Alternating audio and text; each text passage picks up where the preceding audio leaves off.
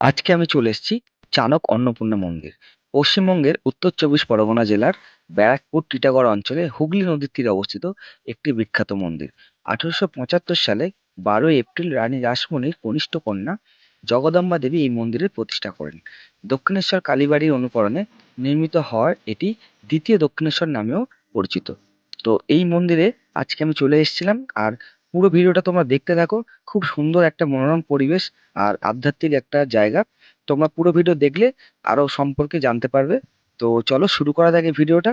আজকে যেগুলো তোমাদেরকে রিক্যাপ দেখাচ্ছি, পুরো ভিডিও দেখলে তোমরা পুরো বুঝতে পারবে কেমন এই জায়গাটা আর কেমন এই মন্দিরটি। মন্দিরের একদম প্রবেশ পথের ডান দিকে এখানে জুতো রাখার জায়গা আছে।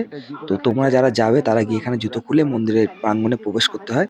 আর মন্দিরের একদম ঢুকেই এরকম কতগুলো মূর্তি ও ফটো পিকচার রাখা আছে ঠাকুরের। তো যারা চায় তারা এখান থেকে কেনে। আর একদম সামনেই মন্দিরটি। আর ডান দিকে ঘুরলে এই যে ১৩ নম্বর রুমটা দেখা যাচ্ছে অনুসন্ধান অফিস, এখান থেকেও তোমরা ভোগ প্রসাদের কুপন পেতে পারো। একটি বিশেষ ব্যাপার হলো, এই জমিতে মন্দির প্রতিষ্ঠা করতে চাইলে রামকৃষ্ণ পরমহংসদেব তাতে সম্মতি জানান। তারপর অক্লান্ত পরিশ্রম ও নিষ্ঠা ও অর্থব্যয়ে নির্মিত এই মন্দির ও দেবী প্রতিষ্ঠিত হয় ১৮৭৫ সালে ১২ এপ্রিল, চৈত্র সংক্রান্তির দিন। মন্দিরের জমি নির্বাচন, ভিত্তি স্থাপন, মন্দির প্রতিষ্ঠার উপরে প্রায় ৪ বার মোট এখানে আসেন রামকৃষ্ণ পরমহংসদেব। তো আমরা আজকে চলে এসেছি চানক মন্দির, অন্নপূর্ণা মন্দির, যেটা ব্যারাকপুরে। মন্দিরের ভেতরে ক্যামেরা করা নিষেধ, তো সেই জন্য ঠাকুরের ফটো ভিডিও কিছু করতে পারিনি। তো বাইরে মন্দির চত্বরটা দেখায় আর মন্দিরটা একবার দেখায়। মন্দিরের এই সিঁড়ি পেছন দিকটা এটা। যখন ভিড় হয় অনেক, বোধহয় এই গেটটা দিয়েও মায়ের দর্শন ও পুজো দেওয়া যায়। একবার এই গেটটার দিকে দেখাতে বলবো।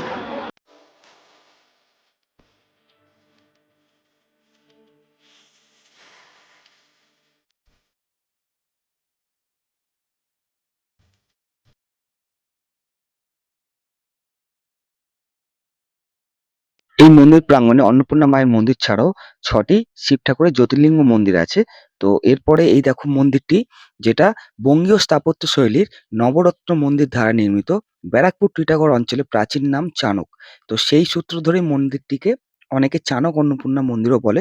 তো এই মন্দিরে প্রতিষ্ঠা জগদম্বা দেবী ছিলেন দক্ষিণেশ্বর কালীবাড়ির প্রতিষ্ঠাতা রানী রাসমণির কনিষ্ঠা কন্যা।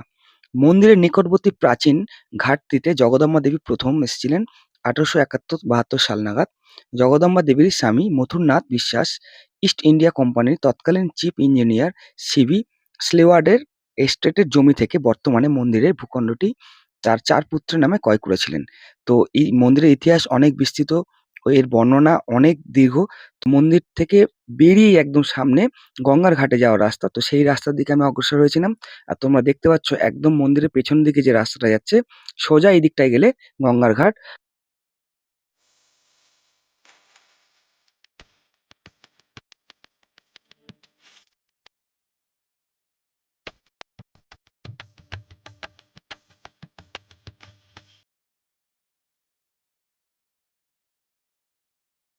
তো প্রাচীন ঘাটের ঠিক পাশেই রানী রাসমণি ফেরিঘাট, যেখান থেকে ফেরি পারাপার করা হয় লঞ্চে করে।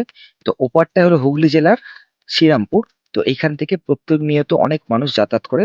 তো এটা একটা ভালো জায়গা খুব, দেখলাম। তো এরপরে আমি আবার মন্দিরের দিকে অগ্রসর হলাম। এসে এই বাচ্চাগুলোর সাথে দেখা হয়ে গেছিল, এরা ক্রিকেট খেলছিল, কেউ ওই লাট্টু ঘোরাচ্ছিল। তো একটু এই বাচ্চাদের সাথে কথা বলে নিই, আমি আবার মন্দিরে প্রবেশ করব। ভোগ প্রসাদ খাওয়ার ব্যবস্থা আছে। তো সেই ভোগ প্রসাদ খাওয়ার ব্যাপারটা তোমাদের সাথে শেয়ার করব, কেমন ভাবে কি করতে হয়। তো দেখতে থাকো, সঙ্গে থাকো ভিডিওটা সম্পূর্ণ। মন্দিরে ঢোকার রাস্তাতেই একদম বাঁ হাতে পড়ে এনাদের দোকান। এনাদের ব্যাপারে একটু বলি, এনারা দুজন অনেক বয়োজ্যেষ্ঠ মানুষ। তো এনাদের এখান থেকে আমি চা খেয়েছিলাম, দারুণ বানায় এই ভদ্রলোক চা। তো তোমরা যারা এই চানক অন্নপূর্ণা মন্দিরে আসবে ব্যারাকপুরে, তোমরা এদেরকে হেল্প করতে পারো এইভাবে চা খেয়ে এদের দোকান চালিয়ে। তো এটা একটা বিশেষ দিক তোমাদের জন্য তুলে ধরলাম। ও এরপর আমি ভোগ কুপনের ব্যবস্থার ব্যাপারটা বলি। এই মন্দিরে ৫ নম্বর যে গেট আছে, সেখানে এলে ভোগ কুপন টিকিট কাটার ব্যবস্থা আছে। আর ১২টার মধ্যে এসে টিকিট কাটতে হয়। আর ১টার পর থেকে এখানে ভোগ খাওয়ার ব্যবস্থা আছে। এই মন্দিরে ভোগ কুপন খাওয়ার জন্য ১২:৩০ দিক থেকে লাইন দেওয়ার জন্য অনুরোধ করা হয়। ও আমিও এই লাইনে দাঁড়িয়ে পড়লাম, কারণ ১টার পরে যেহেতু এখানে ভোগের অ্যারেঞ্জমেন্ট আছে, যেখানে আমরা বসে ভোগ খাবো। আর এই ভোগ কুপনের এখানে ২ রকম মূল্য আছে। আমরা ৳১২০ মূল্যে ভোগ কুপন নিয়ে নিয়েছিলাম। আরেকটা ছিল ৳১৮০ করে। তো আমি লাইন দিয়ে দাঁড়িয়েছিলাম। আমাদেরও একদম সামনের দিকে চলে এসেছিলাম। আর এই যে ভেতরের দিকে দেখতে পাচ্ছ, এখানেই সব বসার ব্যবস্থা। এই যে দালানটা আছে, অনুসন্ধান অফিসের একদম সামনে এই দালানটা। তো এখানে বসে প্রায় ১-১৫০ লোকের সিটিং অ্যারেঞ্জমেন্ট আছে। তো আমরা ভোগ খাই, আর ভিডিওটা তোমরা দেখতে থাকো, সঙ্গে থাকো।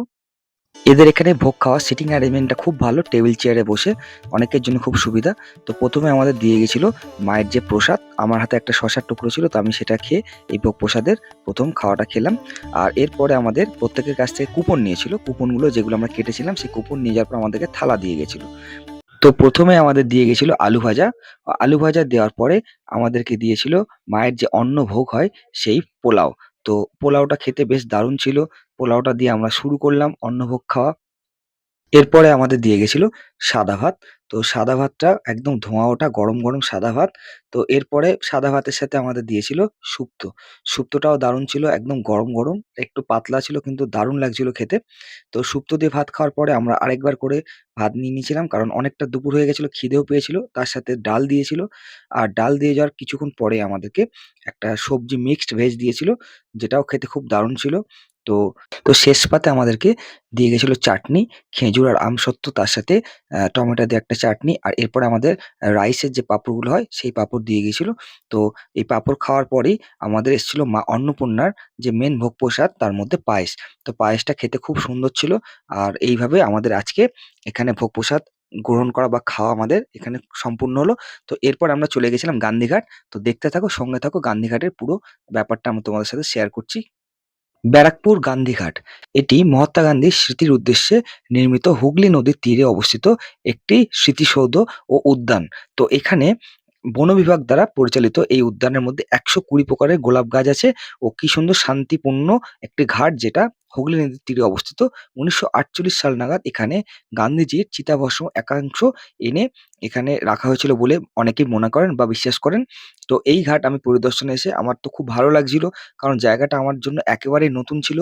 আর বিকেলের দিকে এইখানে পরিবেশটা খুব ভালো হয়, শান্ত নিরিবিলি। তাই এখানে বিকেলের পর পর্যটকদের ভিড় হয় খুব। আর সূর্যাস্তটা এখান থেকে খুব ভালো করে দেখা যায়। তো গান্ধীঘাটে এসে আমার অনুভূতিটা খুব ভালো ছিল। তোমরা যারা ব্যারাকপুরে থাকো বা আশেপাশে যারা থাকো তারা জানো গান্ধীঘাটে তোমাদের একটা বিকেল বা ইভনিং কাটানোর জন্য খুব আদর্শ একটা জায়গা। তো আমিও তোমাদের মতন এখানে এসে এই ঘাটের চারিদিকটা আশেপাশে ঘুরছিলাম ও দেখছিলাম। খুব ভালো লাগছিল আমার। এই গান্ধীঘাট আর অন্নপূর্ণা মন্দিরে আসার জন্য আমি তোমাদেরকে একটু গাইড করে দেই। তো হাওড়া থেকে যেকোনো ব্যারাকপুরগামী বাসে করে তোমরা এই ব্যারাকপুরে এসে নামতে পারো গান্ধী ঘাট বলে বা গান্ধী মোড় বলে যে জায়গাটা আছে, সেখান থেকে তোমরা পায়ে হাঁটা পথে ১০ মিনিট লাগবে।